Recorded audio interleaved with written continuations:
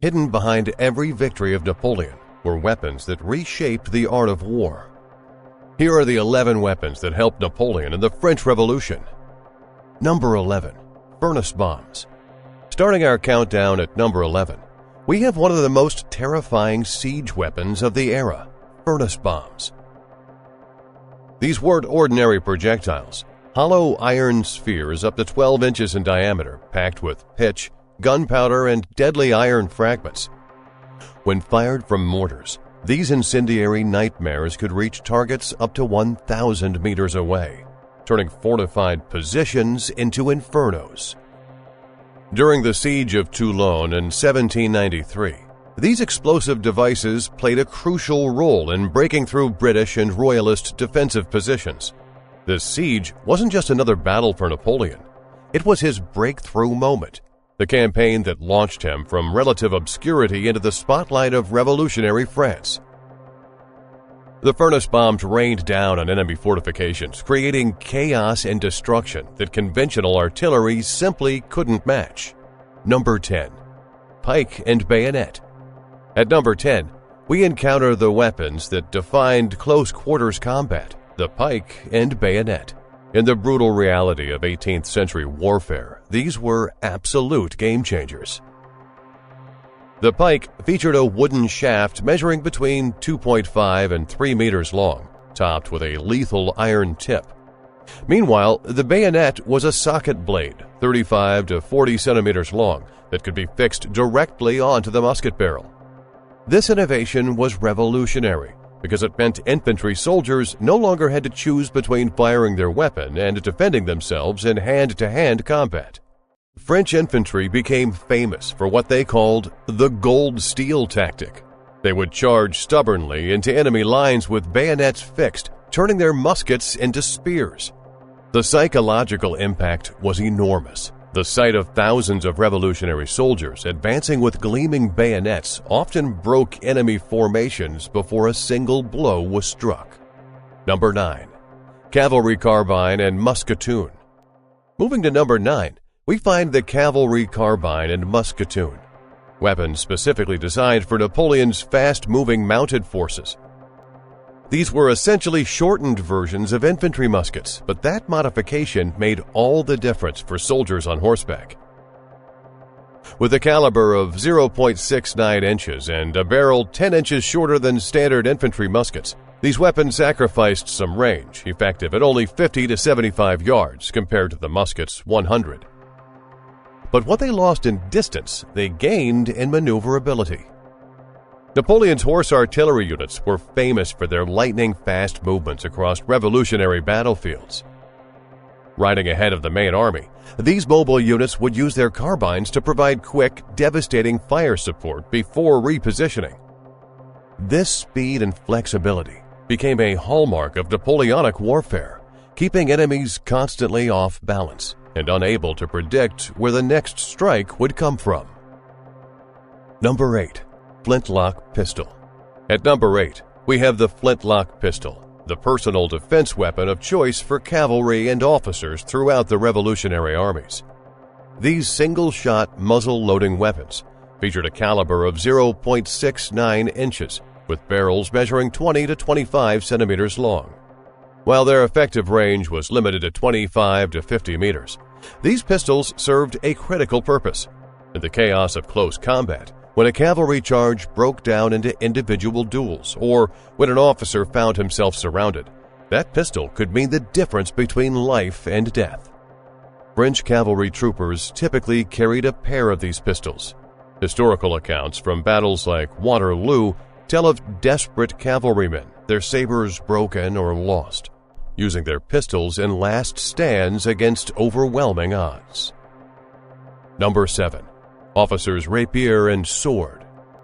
Number 7 brings us to weapons that were as much about status as they were about combat, the officer's rapier and sword. These weren't mass-produced military issues. These were finely crafted pieces that represented rank, honor, and personal courage.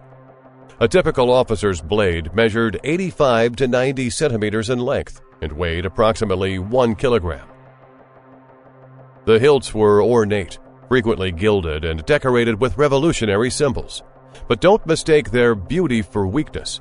These were functional weapons in the hands of trained swordsmen. Napoleon himself often carried a sabre or rapier during his campaigns. The general personally drew his blade in the thick of battle, not just commanding from a safe distance, but symbolizing through his presence and his weapon that he shared the dangers faced by his men. Number 6. Sabre. Charging into number 6, we have the cavalry sabre, and this weapon deserves special attention because Napoleon understood cavalry warfare like few commanders in history. But not all sabres were created equal. Heavy cavalry wielded straight-bladed sabres, 38 inches long, made of steel with a single edge, perfect for thrusting attacks. Light cavalry carried curved sabres, 33 inches long with flexible steel blades, optimized for devastating slashing attacks. Heavy cavalry were shock troops, designed to punch through enemy lines with raw force, while light cavalry were raiders and pursuers, needing speed and cutting power. One of Napoleon's most trusted commanders, Joachim Murat, became legendary for his cavalry charges. At battles like Marengo, Murat would lead thousands of mounted soldiers, sabers flashing in the sun, and daring charges that broke enemy formations and turned the tide of battle. His flamboyant style and tactical genius with the saber made him one of the most feared cavalry commanders in Europe. Number 5. Canister and Grapeshot. At number 5, we reach the most devastating close-range weapon in Napoleon's arsenal, canister and grapeshot. But here's something that will shock you about this weapon. It wasn't designed for enemy soldiers at all, at least not originally. So how did Napoleon turn defensive ammunition into the weapon that launched his entire career? Well, canister rounds consisted of metal cases filled with small iron balls. Grapeshot used clustered iron balls wrapped in cloth or metal sheathing. When fired, these projectiles would spread deadly metal across a wide area at short range, turning any group of soldiers into casualties. They transformed ordinary cannons into massive shotguns, capable of mowing down dozens of men with a single blast. In 1795, during the Vendémiaire uprising, royalist insurgents threatened to overthrow the revolutionary government. Napoleon, then a young artillery commander, was ordered to defend the government. He loaded his cannons with grapeshot and canister and fired directly into the advancing mob. The result was devastating. Hundreds of royalists fell in minutes and the uprising collapsed. This single action, his willingness to use overwhelming force decisively, earned Napoleon his reputation for ruthless efficiency. He later called it a whiff of grapeshot. That whiff catapulted him towards supreme command. Number 4. Mortar. Reaching number 4, we encounter the mortar, specifically the Gribeauval system 6-inch and 8-inch mortars that revolutionized indirect fire capabilities. Unlike cannons that fired in relatively flat trajectories, mortars lobbed explosive shells in high arcs, allowing them to strike targets hidden behind walls and fortifications. What made the Gribeauval mortars special was their mobility. Earlier mortars were massive, cumbersome siege weapons that took hours to position. The Gribeauval designs were lighter and featured adjustable elevations, enabling rapid repositioning on the battlefield. The 6-inch mortar could fire explosive shells several hundred meters, while the 8-inch version offered extended range and blast power. Both proved absolutely crucial during the Siege of Toulon. Napoleon's innovative deployment of these mortars, his understanding of how to use indirect fire to maximum effect, directly contributed to the victory that made his career possible. Without these mortars, Napoleon Bonaparte might have remained just another artillery officer. Number 3. Gribeauval System 8-pounder and 4-pounder cannons. In our top 3, we had the Gribeauval System 8-pounder and 4-pounder cannons. But why would Napoleon, who commanded the most powerful artillery in Europe, often prefer these smaller guns over the massive 12-pounders. Well, this is because the 8-pounder featured a 100mm caliber and could fire up to 1,475 meters. The 4-pounder had an 84mm caliber with a range of 1,333 meters. Both featured standardized carriages and limbers. The standardization meant parts could be swapped between guns, repairs could be made quickly in the field, and mobility was dramatically increased. These lighter cannons could be deployed directly with infantry units, providing fast, flexible fire support exactly where it was needed. But Napoleon didn't just use them for support. He pioneered the grand battery tactic, where he could assemble dozens or even hundreds of these guns to overwhelm enemy lines with concentrated artillery fire. He could move 8- and 4-pounders into position faster, concentrate more of them in a single location, and deliver more total firepower than enemies using fewer heavy guns.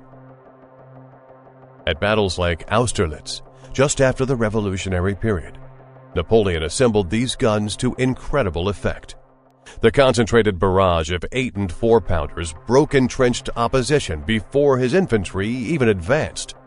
His enemies had never seen anything like it. They had bigger guns. He had better tactics. Number 2. Gribeauval System 12-pounder Cannon. At number 2, we have the Gribeauval System 12-pounder Cannon. This was Napoleon's artillery masterpiece, the weapon system he understood better than perhaps any other military leader of his age. It featured a 121mm caliber, essentially 4.8 inches. The barrel alone weighed 2,174 pounds, while the complete system with carriage and limber weighed 4,367 pounds. It could fire up to 1,800 meters, roughly 2,000 yards, at a rate of 1 shot per minute. In the late 1700s, this was cutting-edge military technology. What made the Gribeauval system truly revolutionary wasn't just the individual cannons. It was the complete standardization of French field artillery for great efficiency. Before Gribeauval, every artillery piece was slightly different, made by different manufacturers with different specifications. Ammunition wasn't interchangeable. Baptiste Vaquet de Gribeauval changed everything by creating standardized designs, interchangeable parts, and lighter carriages that dramatically increased mobility. Napoleon, who started his military career as an artillery officer, recognized the potential of this system immediately. At the Battle of Toulon, and later during the Vendémiaire uprising, Napoleon used these 12-pounder cannons to devastating effect. The combination of their range, their rate of fire, and the speed with which they could be moved and repositioned gave French forces an enormous technical advantage. There's a reason Napoleon once said, "God fights on the side with the best artillery," because he knew he had the best, and he knew exactly how to use it. Number 1. Charleville Model 1777 Musket. At number 1, the backbone of Napoleon's revolutionary armies, the Charleville Model 1777 musket. But wait, how does a basic infantry musket rank above revolutionary cannons and devastating grapeshot? Because hidden in this weapon's production numbers is a statistic so staggering it reveals the true secret of Napoleon's power. And it's not what you think.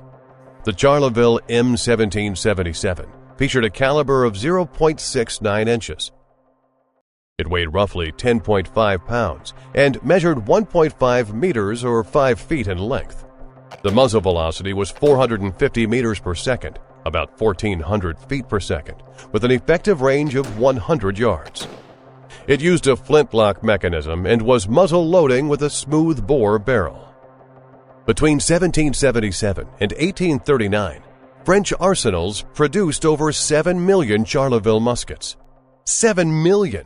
This was mass production before the Industrial Revolution, an unprecedented manufacturing achievement that armed not just France, but influenced firearm design across Europe and America. But here's that staggering statistic I mentioned.